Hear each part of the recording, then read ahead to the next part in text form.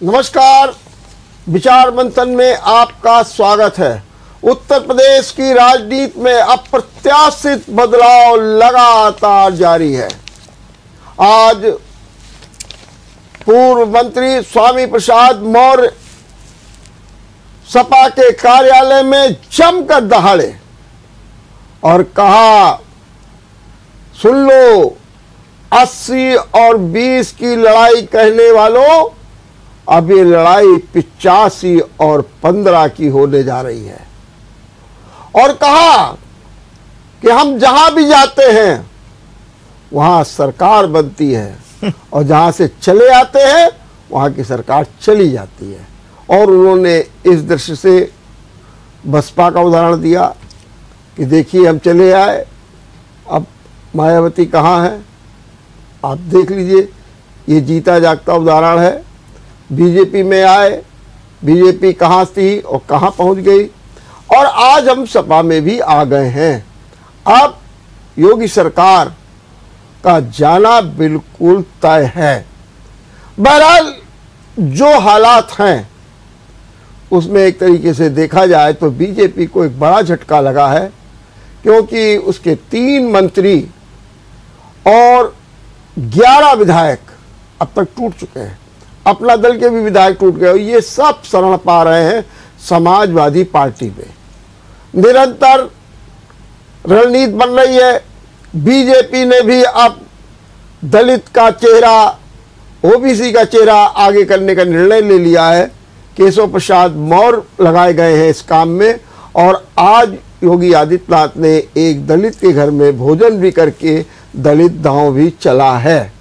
बहरहाल आज से ही नामांकन की प्रक्रिया भी शुरू हो गई है और प्रत्याशियों की सूची आना भी जारी है। रिजल्ट क्या होगा ये तो 10 मार्च के मतदान के बाद 11 मार्च को पता लगेगा। लेकिन ये जो लड़ाई है कुल मिलाकर के काफी रोचक होती जा रही है। और किस दिशा में जा रही है ये लड़ाई, देखने की दिलचस्पी इस बात पे है, रोचकता इस बात पे है कि कल तक जो हिंदुत्व की बात की जा रही थी, क्या वो हिंदुत्व का कार्ड चलेगा या फिर सीधे सीधे ओबीसी की लड़ाई आएगी और जो ओबीसी है उसके खिलाफ बनाम होगी। ये बहुत कुछ बातें आज के भाषण में भी सुनने को मिली है। आज इसी पर चर्चा करेंगे और इस चर्चा में भाग लेने के लिए हमारे साथ हैं जानी मानी जनवादी महिला नेता और वरिष्ठ राजनयिक पूर्व सांसद सुभाषिनी अली जी। सुभाषिनी अली जी का मैं बहुत बहुत स्वागत करता हूं। सुभाषिनी जी, आप देख रही होंगी इधर कितनी तेजी के साथ यूपी में बदलाव हो रहा है, राजनीतिक बदलाव हो रहा है। आप इसे किस रूप में देख रही हैं? रमेश जी, आपको शायद याद होगा, मैं अपने आप को ज्योतिषी तो नहीं कहती हूँ, लेकिन मैंने शायद 2 महीने पहले आपके इसी स्टूडियो में बैठ कर के कहा था कि उत्तर प्रदेश में राजनीतिक बदलाव की हवा चलने लगी है। उस समय तो ऐसा नहीं था कि कोई मंत्री छोड़ रहा था या इस्तीफा दे रहा था, लेकिन मैंने एक ख़ास संदर्भ में कहा था, क्योंकि उस समय जो किसान आंदोलन था, किसान आंदोलन की एक बहुत ज़बरदस्त जीत हुई थी। और उस समय आपसे मैंने ये बात कही थी कि किसानों ने वहाँ दृढ़तापूर्वक बैठ करके और जीत करके ये लोगों के अंदर विश्वास पैदा कर दिया है कि बीजेपी को हराया भी जा सकता है। ये जो बीजेपी अपने बारे में और तमाम लोग उसके बारे में ये प्रचार करते हैं, तो उनको कोई हरा ही नहीं सकता है। लेकिन किसान आंदोलन ने, यानी मामूली किसानों ने, केवल अपनी ताकत और अपनी हिम्मत को दिखा करके ये बिल्कुल प्रमाणित कर दिया कि बीजेपी को हराया ही नहीं जा सकता, बल्कि प्रधानमंत्री को ही अपना बहुत बड़ा फैसला वापस लेने के लिए मजबूर किया जा सकता है। और इससे एक जो बात पैदा हुई कि जो तमाम लोग मतलब सोचते थे कि अगर सरकार बदल जाए तो अच्छा होगा, या ये सरकार हमको परेशान कर रही है, या महंगाई बहुत ज़्यादा बढ़ गई है, बेरोज़गारी बेकाबू हो गई है, इस सरकार ने कुछ किया नहीं, तो उनके अंदर भी ये विश्वास फिर पैदा होने लगा कि नहीं, इनको हराया जा सकता है, बस इसके लिए इकट्ठा होना ज़रूरी है। और उस समय भी आपने कहा था विपक्ष तो बहुत बुरी तरह से विभाजित है और कौन आगे आएगा, और मैंने कहा था कि नहीं, आप देखिएगा कि विपक्ष में कोई एक जो पार्टी है या गठबंधन है वो आगे आएगा और बहुत आगे निकल जाएगा, और जब वो आगे निकलने लगेगा तो बहुत सारी विरोध की ताकतें, और इसमें मैं नेताओं की बात नहीं कर रही हूँ, मैं जनता की बात कर रही हूँ, जो जनता के अंदर जो विरोध करने वाले बहुत सारे हिस्से हैं, फिर वो उसी गठबंधन के इर्द गिर्द इकट्ठा होने लगेगा और उनके पीछे चलने लगेगा। तो आज जो ये नेताओं का आप देख रहे हैं, भाजपा को छोड़ने का जो क्रम चल रहा है, इसमें देखिए मैं मानती हूँ कि जो बड़ी बात है कि ये सारे जो नेता हैं ये ज़मीनी नेता हैं, ये जानते हैं, ये ज़मीन के साथ जुड़े हुए हैं, ये लोगों से लगातार मिलते रहते हैं, और इन्होंने ये जो छोड़ने का फैसला लिया है, इसमें कुछ तो सिद्धांत की बात हो सकती है, चलिए ये कह दिया जाए कि कुछ उनके सिद्धांत भी हो सकते हैं, लेकिन जो मुझे लगता है कि उनको जो छोड़ने की बात ने जिसने प्रेरित किया छोड़ने के लिए, वो ये है कि जनता का बदला हुआ मिजाज उन्होंने समझ लिया, उन्होंने पकड़ लिया, और ख़ास तौर से हमारे जो समाज में गरीब लोग हैं, और ये गरीब लोग अधिकतर दलित हैं, आदिवासी हैं, पिछड़े हैं, अल्पसंख्यक हैं, और इनका जो विरोध इन नेताओं को समझ में आने लगा, और उसने इनको प्रेरित किया कि वो भाजपा को छोड़े और दूसरा रास्ता अपना तय करें।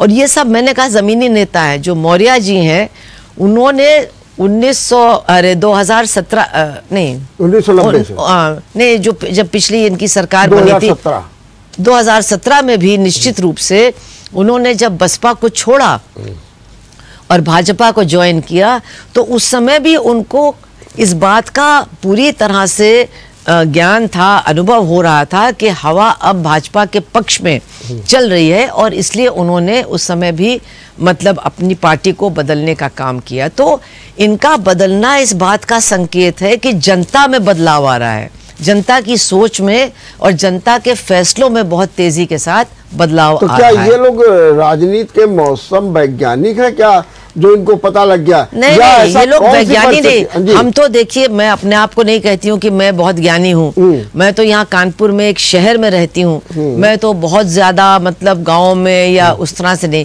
लेकिन मुझे भी यहाँ बैठे बैठे ये समझ में आ रहा था, क्योंकि मैं काफ़ी लोगों से बात करती हूँ, और वो पता चल रहा था कि लोगों के अंदर एक बदलाव की इच्छा प्रबल हो रही है, और किसानों की जीत ने उनके अंदर, जैसा कि मैं बार बार कह रही हूँ, इस बात को और मतलब दृढ़ता पूर्वक उन्होंने इस बात को समझा कि इनको हराया जा सकता है। अगर किसानों ने हराया तो हम लोग भी हरा सकते हैं। तो ये जो नेता है, ये तो हर वक्त मतलब जनता की भावनाओं को और जनता के मूड को समझने की कोशिश करते हैं। अगर ऐसा नहीं करें तो फिर इनका जो राजनीतिक भविष्य है वो तो मतलब बहुत उज्जवल नहीं रहेगा। तो ये भी मतलब हमसे ज़्यादा लोगों से मिलते हैं, इनके जो अपने सपोर्टर्स हैं, समर्थक हैं, इनका जो जनाधार है वो भी लगातार उनको फीडबैक देता रहता है। तो ये जो परिवर्तन की हवा, अब तो हम कहेंगे ये अभी हवा चलने लगी है। 2 महीने पहले हवा नहीं थी, सिर्फ लोगों के अंदर एक बदलाव की इच्छा थी, लेकिन अब ये हवा चलने लगी है।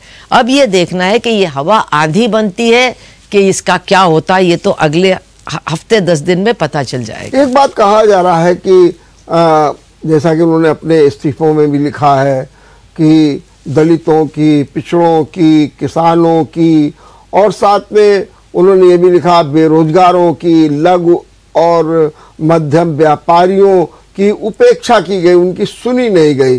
तो आप एक कारण ये आता है, दूसरा कारण आता है इनके व्यक्तिगत कि स्वामी प्रसाद मौर्य के बेटे को टिकट नहीं मिल रहा था, इसलिए। तीसरी बात ये भी आती है कि ये लोग जो हैं पार्टी में बीजेपी में चले तो गए थे, लेकिन समरस नहीं हो पाए थे, और पार्टी में जो खाटी के बीजेपी नेता थे वो अपना अपना गुपचुप करते थे, और ये लोग अपने को ये समझते थे कि हम बाहरी हैं, इसलिए हमको कोई तवज्जो नहीं दी जा रही है। ये 2-3 कारण सामने आए, आप क्या मानती हैं? देखिए, एक बात तो ये है कि ये जितने नेता अभी तक अलग हुए हैं, इनमें से कोई भी आरएसएस वाला नहीं है। ये एक बहुत महत्वपूर्ण बात है। और बीजेपी अंततोगत्वा आरएसएस द्वारा संचालित पार्टी है। और आप भी जानते हैं, हम भी जानते हैं, हम लोगों ने बहुत चुनाव भी देखे हैं, प्रचार भी देखा है, अंततोगत्वा आरएसएस की ही चलती है। जिसको आरएसएस मुहर लगा देती है वही मतलब महत्वपूर्ण बन सकता है इस संगठन में। और ये जितने हैं, मौर्य जी हों, सैनी जी हों, चौहान जी हों, या उनके साथ जो निकले हुए एमएलएज हैं, ये कोई भी आरएसएस से निकल करके नहीं आया था। जो ये दूसरे वाले मौर्य हैं, ये जो हाँ, ये आरएसएस वाले मौर्य हैं। तो इनमें और उनमें आप अंतर देखेंगे। तो और लेकिन उनको भी मतलब मुख्यमंत्री नहीं बनाया गया, जबकि बहुत से लोग सोच रहे थे। तो ये जो लोग आरएसएस के नहीं हैं, ये निश्चित है कि उनको शायद उतना महत्व नहीं मिला होगा बीजेपी के अंदर जितना उनको मिलना चाहिए। क्योंकि जैसा कि मैंने कहा, आरएसएस ही कंट्रोलिंग फैक्टर है, वही चलाती है बीजेपी को।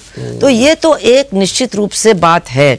लेकिन ये भी बात बिल्कुल सही है कि आपने बहुत से हिस्सों को गिनाया, दलित और, लेकिन आप इनमें ये भी याद रखिए कि इस देश की और इस समाज की आधी आबादी महिलाओं की है। और इस समय महिलाएं भी बहुत असंतुष्ट हैं। क्यों असंतुष्ट हैं? इसलिए कि जितने वायदे उनसे किए गए थे वो पूरे नहीं हुए हैं। आज अपराध महिलाओं के खिलाफ बहुत ज्यादा बढ़ रहा है। दलित महिलाओं की तो कोई सुरक्षा है ही नहीं। और जो बाकी चीजें हैं, अगर हम देखें तो 48% महिलाएं हमारे उत्तर प्रदेश में बेरोजगार हैं और उनको कहीं भी कोई काम नहीं मिल रहा है।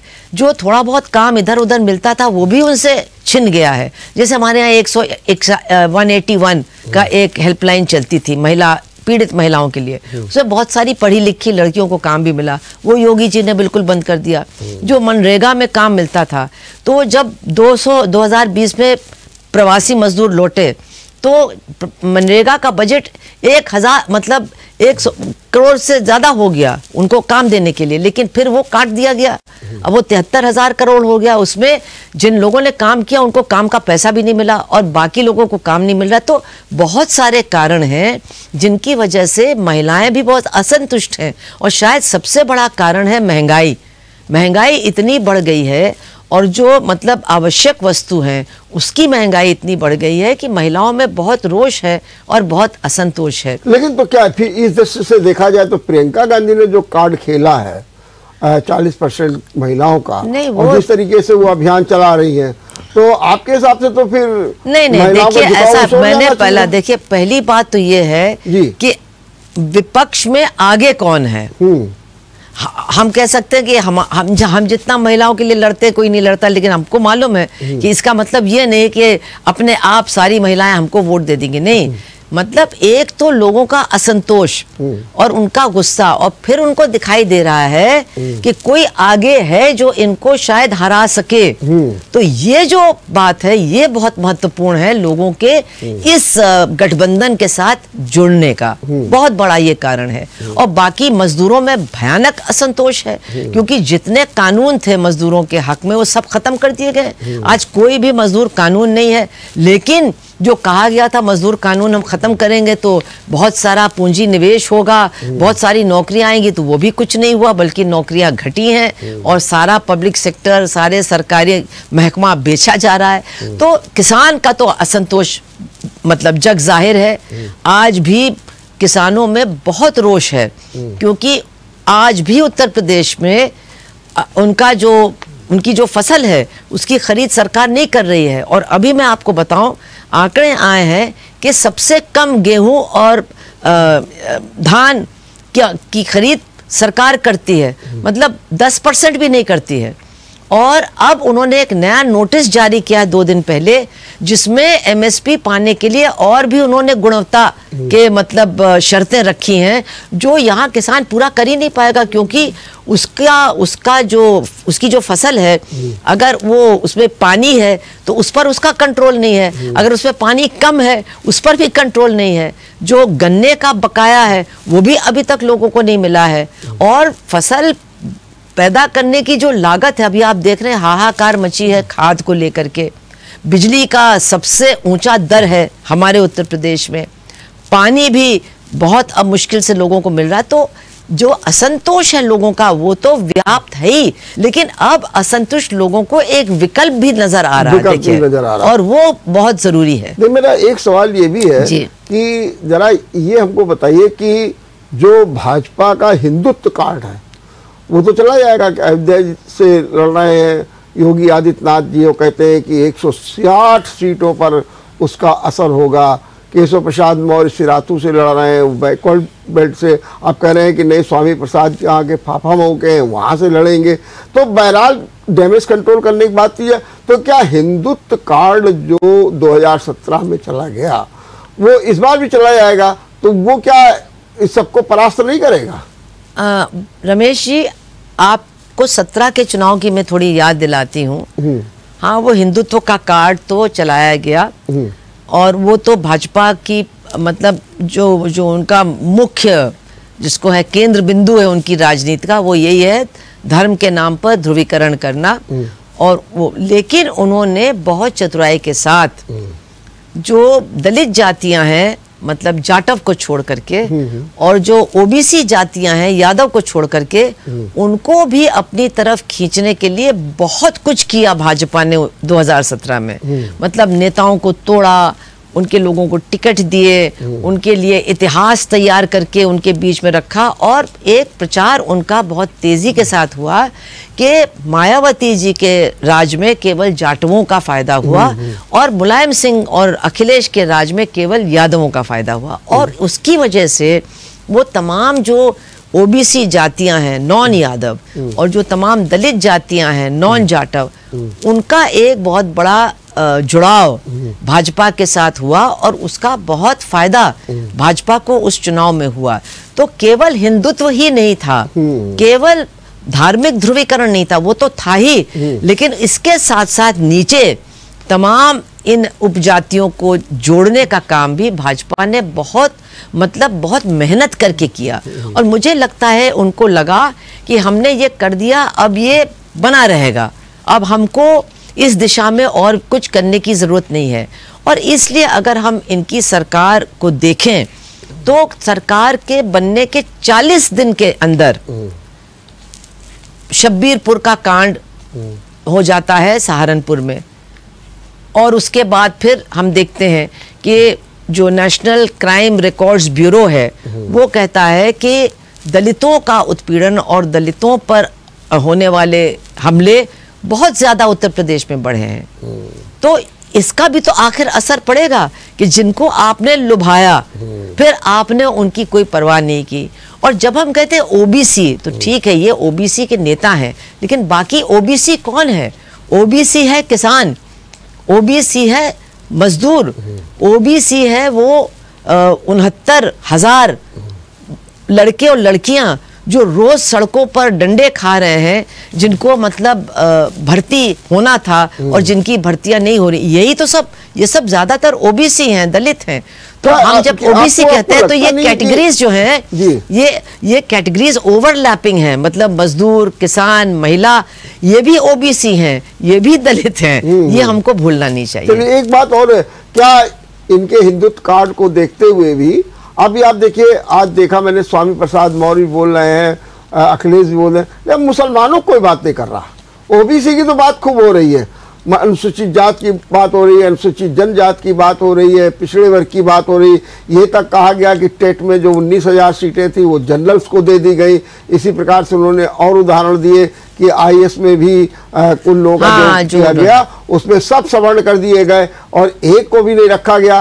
तो ये सब बात तो कर रहे हैं, लेकिन क्या कारण है कि जो 80 बनाम और 20 की बात योगी करते हैं तो आप 20 की बात ये भी नहीं कर रहे हैं? क्या मामला क्या है ये? देखिए ये हमारे मैं तो समझती हूँ कि ये हमारे देश और हमारे समाज की बहुत दुखद बात है कि भाजपा ने अल्पसंख्यकों के खिलाफ इतनी घृणा फैलाई है, इतना मतलब ऐसा दूषित प्रदूषित माहौल तैयार किया है कि बहुत दूर तक सांप्रदायिक सोच हमारे समाज के अंदर फैल चुकी है। और इसीलिए हम देखते हैं कि हाँ, कुछ जब बड़ी घटना हो जाती है या कोई बड़ा अत्याचार हो जाता है तो ये लोग बोलते हैं, अखिलेश भी बोलते हैं, लेकिन वो हर भाषण में जो अल्पसंख्यक हैं उनका नाम अब नहीं लेते हैं, क्योंकि उनको लगता है कि ऐसा करके जो भाजपा के ध्रुवीकरण की साजिश है वो मजबूत हो जाएगी। अब आगे क्या होगा, टिकट कैसे लोगों को दिए जाएंगे, कितने लोग जीत करके आएंगे, और जो भी अगर इनकी सरकार बनती है तो उसकी नीतियां क्या होंगी, तो उसका भी इंतजार करना पड़ेगा। लेकिन ये तो प्रदूषण लोगों के दिमागों में भाजपा ने किया है, और मैं तो बस लोगों से यही कहती हूँ कि इस प्रदूषण को दूर करो। इस प्रदूषण के चलते देश का भला नहीं हो सकता और समाज का भला नहीं हो सकता, कोई विकास भी नहीं हो सकता। तो अब जो मुसलमान है, जैसे आपने कहा कि कोई नाम नहीं ले रहा है, तो क्या वो अपने को ठगा सा नहीं महसूस कर रहा है, और वो नहीं सोच रहा है कि क्या करें, अब तो बड़ी मुश्किल है, ना ये है ना ये है। देखिए, अब आपको समझना होगा कि ज्यादा या किससे ज्यादा डर की बात नहीं है कि ज्यादा हमला किसने किया है। तो इसमें तो दो राय नहीं है कि जितना हमला और जिस तरह का हमला और तीखा हमला बीजेपी के लोगों ने किया, अभी ये जो हरिद्वार में जो तथाकथित धर्म संसद हुआ और पता नहीं क्या क्या, जिस तरह की भाषा उनके नेताओं ने बोली है, और जिस तरह से उस भाषा को बोलने पर उनको किसी तरह का कोई दंड नहीं भुगतना पड़ रहा है, तो ये निश्चित रूप से अल्पसंख्यक देख रहे हैं। अब आप देखिए, आप मुसलमानों की बात कर रहे हैं, मतलब ईसाइयों में एक हिस्सा था जो कोई बहुत ज्यादा भाजपा विरोधी नहीं था, लेकिन पिछले 6 महीने में वो इतना घबरा गया है और इतना सहम गया है कि अब वो लोग भी सब बैठ के मना रहे हैं कि ये जाएं, क्योंकि किस तरह से वो इतने छोटे समुदाय के ऊपर भी हमले हो रहे हैं। तो क्या ये जो लड़ाई 80 और 20 की है, वो क्या 85 और 15 की हो गई है, या अभी होना बाकी है? क्योंकि जो आप अभी बात कर रही थी कि छोटे जातियों को 2017 मिलाया गया, तो हिंदू कार्ड भी चला गया, सोशल इंजीनियरिंग भी थी। अब क्या वो सोशल इंजीनियरिंग में अखिलेश यादव सीन लगाने में कामयाब हो गए हैं, और अब ओबीसी बनाम जो है या 85 बनाम 15 की लड़ाई हो गई है? नहीं, ऐसा नहीं है। मैं ये इसीलिए मैंने पता लगाया कि 85-15 की बात तो मौर्य जी ने कही। हाँ, और ये मौर्य जी की पॉलिटिक्स का आधार है। बीएसपी में सबसे पहले शायद कांशीराम जी ने ये नारा दिया था, बहुत पहले। उसके बाद तो आपको मालूम है कि बीएसपी में काफी चेंजेस भी आए। तो ये उन्होंने कहा होगा, और एक कटाक्ष के रूप में कहा होगा कि वो इसकी बात करते हैं तो हम इसकी बात करेंगे। मेरा ये मानना है कि जो लोग इस समय भाजपा के विरोध में इकट्ठा हो रहे हैं, वो ऐसा नहीं है कि केवल जाति उत्पीड़न के खिलाफ, बल्कि वो नौकरियों के लिए इकट्ठा हो रहे हैं, वो विकास के लिए इकट्ठा हो रहे हैं। और अखिलेश यादव के साथ एक जो जिसको आप प्लस पॉइंट कह सकते हैं कि वो खुद मतलब इस तरह की बातों में हमने नहीं सुना कि उस तरह की वो बातें करते हैं। और एक बात है कि आम जनता में, उनके विरोधियों में भी इस बात को माना जाता है कि हाँ, विकास के मामले में वो काफ़ी गंभीर हैं, और उन्होंने काफ़ी कुछ किया था अपने समय प्रदेश के अंदर विकास लाने का, और नौजवान और छात्र छात्राएं और इन लोगों के लिए भी उन्होंने कुछ सोचा था। तो इसलिए मैं ये कहना चाहती हूँ कि जैसे कि आज जो आप देखते हैं भीड़ सड़कों के ऊपर जो बोल रही है हमको नौकरी चाहिए, हमको नौकरी चाहिए, ये भीड़ एक मल्टी कास्ट भीड़ है। इसमें तमाम जातियों के लोग हैं, वो सब नौकरी चाह रहे हैं, और वो सब नाराज हैं क्योंकि इस सरकार ने झूठ बोला है। कहा था इतनी नौकरी हम देंगे, दी नहीं, भर्ती हुई नहीं, पेपर आउट हो गए बार बार, सरकारी स्थान रिक्त पड़े हुए हैं। तो ये जो उनकी नीतियों का असर है, उस पे तमाम जातियों के नौजवान और नवयुवतियां बहुत गुस्से में हैं, और वो चाहते हैं कि भाई हमारी बात भी कोई सुने। हम जब भी निकलते हैं तो हमको डंडे खाने पड़ते हैं, तो हमारी बात तो कोई सुने, हमको नौकरी क्यों नहीं मिल रही है। एक आपने भी देखा होगा कि बीजेपी अपने को सबसे सशक्त पार्टी मानती है, दुनिया में नंबर 1, डिजिटल पे नंबर 1, सोशल मीडिया पे नंबर 1, इवेंट मैनेजमेंट पे नंबर 1, और सब कुछ ये करते हुए जरा भी कुछ हुआ डैमेज कंट्रोल कर लिया गया, चाहे किसान आंदोलन का मामला हो, चाहे कुछ भी हो, किया इन्होंने।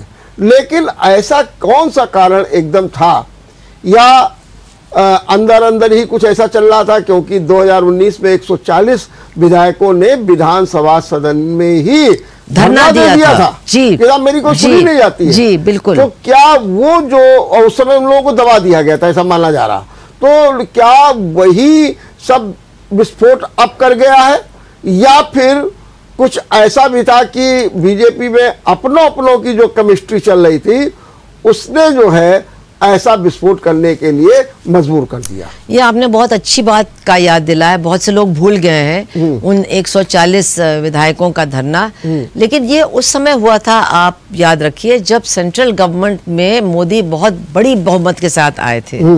तो इन लोगों को भी धरना वो दे रहे थे, लेकिन उनमें ये नहीं था कि हम एकदम से लड़ जाएं और इस पार्टी को छोड़ दें, क्योंकि उससे भी सरकार नहीं गिरती, दिल्ली पर कोई असर नहीं पड़ता, और विधानसभा का चुनाव बहुत दूर था, वो करते क्या उस बीच में।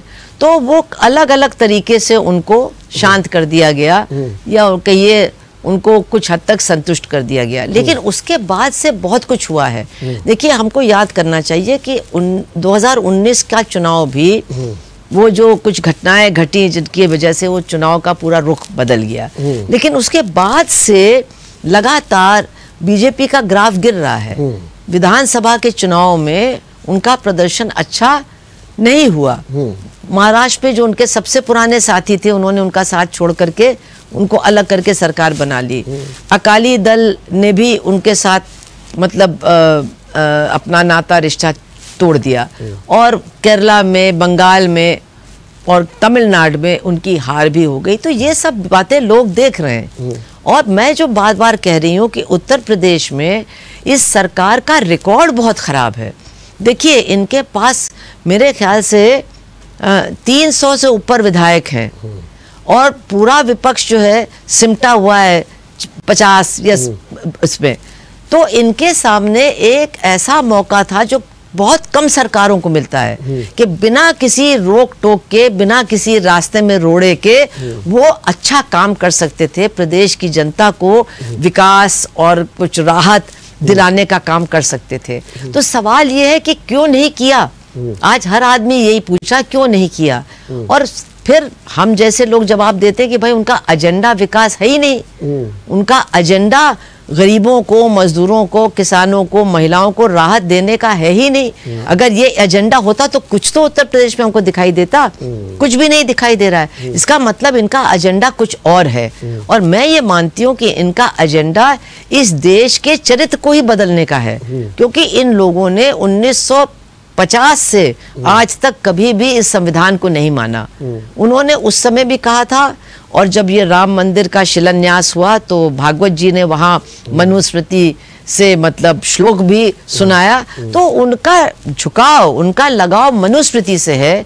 वो उस तरह का कानून इस देश में एक बार फिर लागू करना चाहते, ये हमारा मानना है। और ये मैंने कोई मन गढ़ंत बात नहीं बताई है, ये इन लोगों की जो बातें हैं जो 1950 से चली आ रही हैं उनके आधार पे मैं कह रही हूँ, और उनका जो परफॉर्मेंस है उसको देख करके। नहीं, तो आपने जैसे बिल्कुल आपने कहा कि जिस तरीके से ये लगता था कि अब थोड़ा सा आरएसएस ये महसूस करने लगी कि अब हम अपने एजेंडे को फॉलो करा सकते जी, इसीलिए थोड़ा वोकल भी हो गई।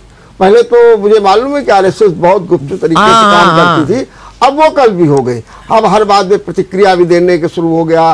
राष्ट्रवाद की बात, संस्कृतवाद की बात, सब हिंदू हैं, सबका डीएनए एक है और सब लोग हिंदुस्तानी हैं। और दूसरी बात ये भी सामने आने लगी कि काशी कॉरिडोर का भी मामला आ गया, मथुरा भी उठा दिया गया, और मंदिर में तो बार बार जपा ही जा रहा है कि मंदिर का मुद्दा जीवित रहे। तो क्या आपको लगता है कि बीजेपी में, जैसा कि स्वामी प्रसाद मौर्य भी कह रहे थे कि मेरी विपरीत विचारधारा थी, हमने समझा था, तो क्या आरएसएस के ने जब इस तरीके का माहौल बनाया तो विपरीत विचारधारा के जो लोग थे उन लोगों ने सोचा कि अब तो बड़ी स्थितियां खराब हो गई और उन्हें विस्फोट करना पड़ा? वो जरूरी था, इसलिए कि मैं मैं तो लगातार कह रही हूँ कि उनकी है ये विचारधारा, और उनको लगा कि अब दिल्ली हमारे हाथ में है और उत्तर प्रदेश जो हमारे देश का सबसे बड़ा प्रदेश है वो भी हमारे हाथ में है, तो अब हम बहुत खुल करके अपने असली एजेंडे को लोगों के सामने रख करके उसकी तरफ बढ़ सकते हैं। ये उनका बिल्कुल उनकी सोच है और आज भी है। 2025 में उनके 100 साल पूरे हो जाएंगे और उनका ये कहना है कि 100 साल पूरे हम करेंगे और एक नया भारत अपने मतलब जो हमारे विचारों का भारत है उसका निर्माण हम करें। तो उसमें इस संविधान के लिए कोई जगह नहीं होगी, ठीक बात, उसमें धर्मनिरपेक्षता के लिए कोई जगह नहीं होगी, समानता के लिए कोई जगह नहीं होगी। इसके बारे में हम लोगों को कोई गलतफहमी नहीं होनी चाहिए। लेकिन आपने एक बात जो कही उस पर हम ज़रूर कहना चाहेंगे कि अब ये जो अयोध्या वाली बात है, मैं देख रही हूँ कि अयोध्या का नाम ये लोग थोड़ा कम ले रहे हैं। अब थोड़ा काशी में जो पूरा उन्होंने किया और वो उसके पीछे जो एक बहुत ही मतलब शर्मनाक बात है कि जो अयोध्या में जमीन के घोटाले हुए हैं और जिन घोटालों में जो न्यास के लोग हैं, जो भाजपा के नेता हैं, वो सब पूरी तरह से लिप्त हैं। आप सोचिए कि कचहरी में बैठ करके एक सौदा 2 करोड़ में होता है और 15 मिनट के बाद वही जमीन न्यास को 18.5 करोड़ में बेच दी जाती है, और बेचने वाले भी वही लोग और खरीदने वाले भी वही लोग और विटनेस करने वाले भी वही लोग, और जो लोग फरार हैं, जो वांटेड हैं, क्रिमिनल हैं, वो बैठ करके सौदा कर रहे हैं और पुलिस कह रही है हम उनको पकड़ नहीं पा रहे हैं।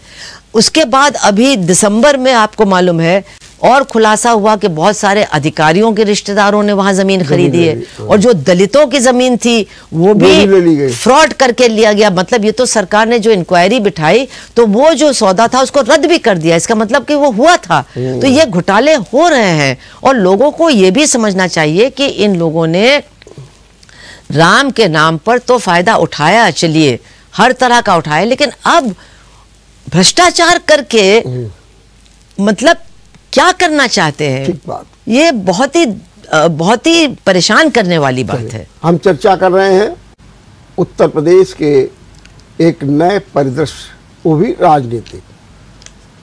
सुहासिनी जी, थोड़ा सा मुझे एक बात और समझाइए जी। हिंदू कार्ड के की बात आ रही, उधर हिंदुत्व की बात आती है, लेकिन अगर आप स्वामी प्रसाद मौर्य को ले लीजिए या अखिलेश को ले लीजिए, सब लोग, इन लोगों के भी कभी कभी आचरण में ये आता है कि ये लोग कहीं ना कहीं हमारी जो संस्कृति है उसके विरोधी हैं।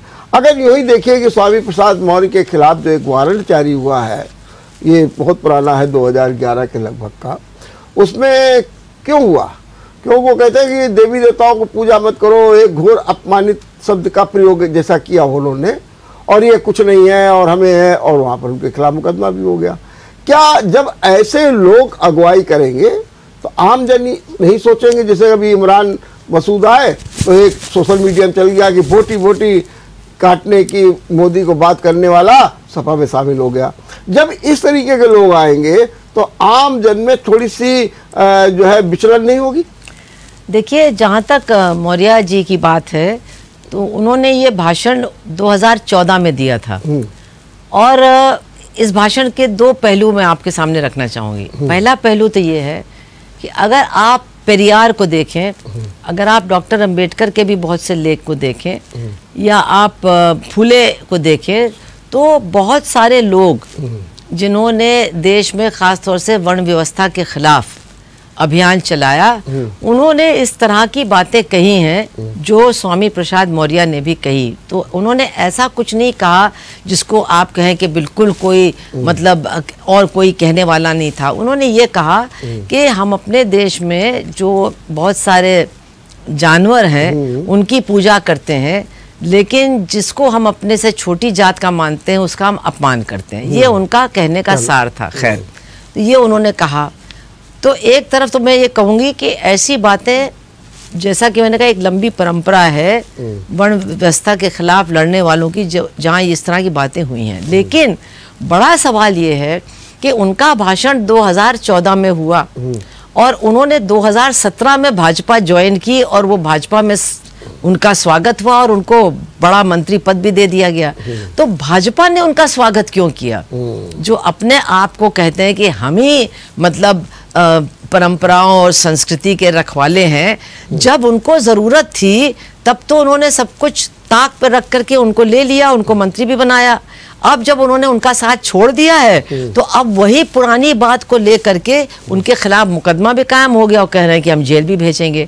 तो ये एक बहुत बड़ी बात का खुलासा करता है कि इस हद तक कोई मौका परस्त हो सकता है कि आप जिस बात को अपनी मान्यताओं के साथ जोड़ते हो, आप उसका भी सौदा करने को तैयार हो, वो अपने राजनीतिक फायदे के लिए, और फिर जब फायदा निकल जाता है तो आप उसको ही फिर इस्तेमाल करते हो किसी के ऊपर हमला करने के लिए। तो ये क्या दिखाता है? ये तो भाजपा के चरित्र के बारे में बहुत कुछ बताता है। सुहासिनी जी, अगर आज के जमाने में कबीरदास जी होते, सावित्रीबाई फूले होती, अम्बेडकर जी जिस तरीके, छत्रपति साहू जी महाराज जिस तरीके से बोलते थे, तो पता लगे उनको खिलाफ तो जाने कितने मुकदमे हुए होते। नहीं, अगर ये भाजपा का समर्थन करते तो ये भी मंत्री बन जाते और अगर विरोध करते तो जेल में होते। ये बात है, बिल्कुल सही। जो ये, अच्छा, अब आप हमको जरा 2-3 सवालों के जवाब दीजिए। हाँ।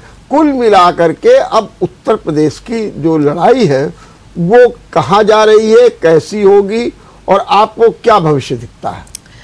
देखिए, मैं तो अब ये मान रही हूँ कि जो 2 महीने पहले लग रहा था कि विरोध बढ़ रहा है, अब उस विरोध ने एक राजनीतिक विकल्प को पकड़ लिया है और ये एक बहुत नई चीज़ है हमारे 5 साल के इस दौर में। और अगर ये विरोध इस विकल्प के साथ जुड़ा रहा तो कोई कारण नहीं है कि ये विकल्प विजयी न साबित हो, क्योंकि देखिए हालत इतनी खराब है कि नीति आयोग तो केंद्र सरकार की चीज है। उसने कहा है कि उत्तर प्रदेश स्वास्थ्य के मामले में, हेल्थ इंडिकेटर्स में हिंदुस्तान में सबसे नीचे है, मतलब बिहार से भी नीचे है। केरला बहुत ऊपर है, उत्तर प्रदेश बहुत नीचे। तो बात तो यही होती है कि इन्होंने 5 साल में कुछ किया क्यों नहीं? कोरोना निकला है, लेकिन मेडिकल कॉलेज वगैरह बनवा रहे हैं। क्या बना रहे हैं? मेडिकल कॉलेज बन रहा है। अरे मेडिकल कॉलेज, वो जो हेल्थ सेंटर था उसका नाम मेडिकल कॉलेज बन रहा है। देखिए, मेडिकल कॉलेज बनाना है, आप 5 साल पहले बनाते, अब तक वो चलने लगते। आपने ये कोरोना काल में कुछ भी नहीं किया। आज जो सेंट्रल गवर्नमेंट की टीम है जो स्टडी कर रही है कि कहाँ पर क्या तैयारी है, उसने कहा है, उसने 4 तरह के क्षेत्र तैयार किए हैं। सबसे ज्यादा असुरक्षित, फिर असुरक्षित, फिर कम असुरक्षित, और फिर ठीक ठाक, मतलब सुरक्षित। तो असुरक्षित जिलों में हमारे उत्तर प्रदेश के 75 जिलों में से 45 जिले हैं। यानी 45 जिले ऐसे हैं जहां पर 50% लोगों को 2 बार टीका अभी तक नहीं लगा है, या बस करीब 50% को लगा है। जबकि आपकी सरकार सुबह से शाम तक हम आगे। अरे आप आगे इसलिए हो क्योंकि आपकी आबादी ज्यादा है, लेकिन अगर आप परसेंटेज देखिए तो 50% लोग ऐसे हैं जिनको दूसरा टीका अभी तक नहीं लगा है। कुल मिलाकर के यूपी में 54% लोगों को डबल डोज लगा। वो तो है पूरा स्टेट, लेकिन 45 जिले ऐसे हैं जहां पर 50 से कम। तो ये तो बहुत भयानक बात है। तो सुहासिनी जी, अमित शाह ने यहाँ पर जब भाषण दिया तो उन्होंने कहा कि सेंट्रल का रास्ता यूपी से होकर के जाता है, और अगर आप मोदी को 24 में बनाना चाहते हैं दोबारा प्रधानमंत्री, बल्कि यूँ कहे तिवारा प्रधानमंत्री बनाना चाहते हैं, तो योगी को जिताओ। योगी जीतेंगे तो मोदी जीतेंगे। अब क्या लग रहा है कि जो उत्तर प्रदेश में उथल पुथल मची हुई है, क्या ये 2024 के चुनाव को भी प्रभावित करेगी? बिल्कुल प्रभावित करेगी। उन्होंने बात सही कही। दिल्ली का रास्ता उत्तर प्रदेश से होके ही जाता है। 80 सीटें हैं उत्तर प्रदेश की, और इनमें से मेरे ख्याल से 71 या 72 या 73 सीट बीजेपी की हैं। तो उनकी जीत का बहुत बड़ा श्रेय जो है, श्रेय कहिए या कुछ भी कहिए, वो उत्तर प्रदेश को जाता है। तो निश्चित रूप से उनके अंदर भी खलबली मची हुई है, क्योंकि उत्तर प्रदेश का अगर फैसला उनके खिलाफ जाता है तो फिर दिल्ली में भी उनकी सरकार बहुत मतलब डावाडोल स्थिति में आ जाएगी। तो ये तो होना है, और इसलिए भी बहुत से लोग हो सकता है जो वहाँ की सरकार से दुखी हो, वो भी हो सकता है कि इस विरोध के साथ अपने आप को जोड़े। लेकिन जो इस समय के अगर हम नेशनल देखें सिनेरियो, तो उसमें भी तो लगता है कि जैसे अखिलेश को स्वीकार किया जा रहा।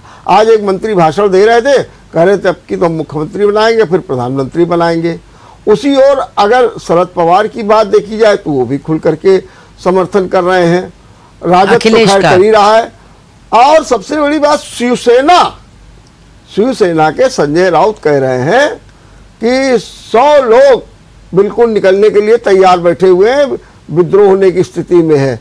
तो संजय राउत, तो अगर आप नेशनल सिनेरियो में देखें तो कुछ बीजेपी के खिलाफ यूपी में दिख रहा है। इसके बारे में आपका क्या कहना है? भाई देखिए, वो तो पिछले विधानसभा के चुनाव के बाद शुरू हो गया था जी। लेकिन उत्तर प्रदेश देखिए, उत्तर प्रदेश का महत्व बिल्कुल अलग है।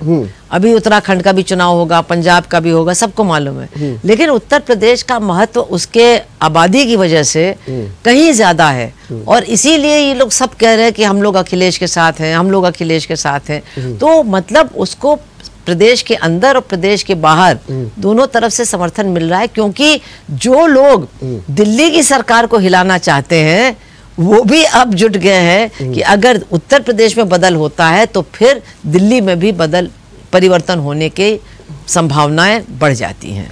तो एक बात ये भी है कि अगर आप ये यूपी में देखिए तो यूपी में अगर उभर करके बीजेपी बनाम सपा हो रहा है बिल्कुल तेजी के साथ में, लेकिन वो कौन सा कारण है कि आम आदमी पार्टी दिल्ली में प्रचंड बहुमत पाती है, एक बार नहीं 3 बार पाती है, और जो उसने मॉडल दिखाया बिजली का, स्कूल का, पानी का, और वो मॉडल लेकर के उत्तर प्रदेश में भी आई, लेकिन यहाँ उसकी कहीं सिरन तक नहीं दिखाई दे रही है। ऐसा क्या कारण? देखिए, जमीन में जड़ें भी होनी चाहिए। कांग्रेस पार्टी एक जमाने में यहाँ तो कोई उनको हरा ही नहीं सकता था, लेकिन आज वो महिलाओं के लिए इतना करने के बाद भी, चूंकि नीचे संगठन नहीं है, नीचे लोगों में विश्वास नहीं है कि हाँ इनको हम वोट ये जीत सकते हैं। और यहाँ पर देखिए, ये जो जाति आधारित राजनीति कई दिनों से चल रही है, तो उसमें ये भी देखना पड़ता है कि कौन सी पार्टी का जनाधार कहाँ है, कैसा है कि नहीं है। तो आप पार्टी तो मतलब दिल्ली में है, लेकिन यहाँ वो लोगों को ले लेते हैं कि इनको हम खड़ा कर रहे हैं, उनको हम खड़ा कर रहे हैं। लेकिन अब अगर मैं तो ये चाहूंगी कि जो उन्होंने वहां पर अस्पतालों में और स्कूलों में किया, अगर अखिलेश यादव वो काम उत्तर प्रदेश में करें तो ये बहुत अच्छा होगा। क्योंकि यहाँ पढ़ाई 300 यूनिट बिजली माफी, अच्छा, अब बिजली की बात तो कर दी उन्होंने, और आपको मालूम है कि अभी जो मौजूदा सरकार है उन्होंने भी कहा आधी कर रहे, लेकिन अभी किसको का नोटिस आ गया कि हमारे पास कोई ऐसा आदेश नहीं आया है, तो आपको पुरानी दर पे ही देना है। तो ये सरकार का यही हाल है कि इनके सब दावे ऐसे ही हैं। लेकिन ये जो कुछ बातें आप कह रहे हैं दिल्ली में कुछ अच्छे काम हुए, तो वो मैं अगर हमारे उत्तर प्रदेश में भी होने लगे, खास तौर से शिक्षा और स्वास्थ्य के क्षेत्र में, तो ये हमारे जनता के लिए बहुत फायदेमंद होगा। अब बिजली की बात उन्होंने कही, अब देखिए आगे क्या होता है। लेकिन बेसिकली सपा एक, चूंकि उसकी वो यूपी में कई सालों से है, उसकी एक मजबूत उसका संगठन है, तो दूसरी पार्टियां जो आने की कोशिश में है उनके लिए इतना आसान नहीं है। ठीक बात है।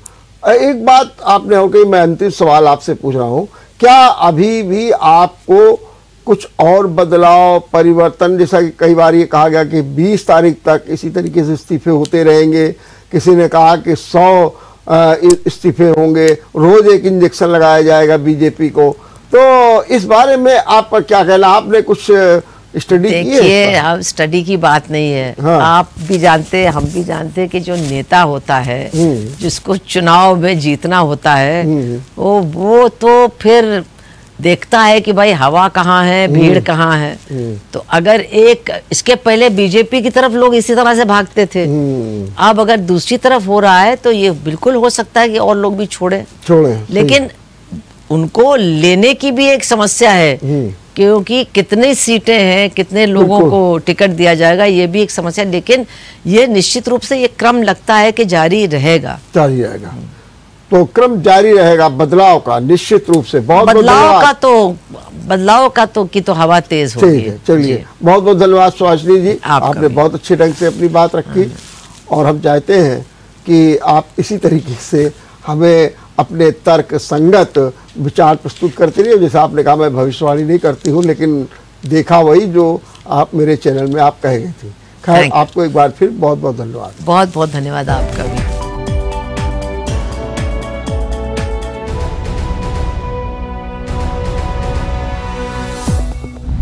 अगर आपको हमारा वीडियो पसंद आया हो तो हमें लाइक करें, सब्सक्राइब करें और ज्यादा से ज्यादा शेयर करें। और हाँ, बेल आइकॉन दबाना ना भूलें ताकि हर खबर का अपडेट आप तक पहुंचे तुरंत। आप हमें इंस्टा, ट्विटर और फेसबुक पर भी फॉलो कर सकते हैं। हमारी आईडी है @JMT News।